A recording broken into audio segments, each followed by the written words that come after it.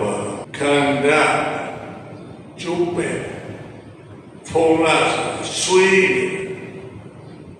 ခန္ဓာပေါ်လာကျုပ်ပဲဆွေးနေတာပြေစင်တဲ့လူက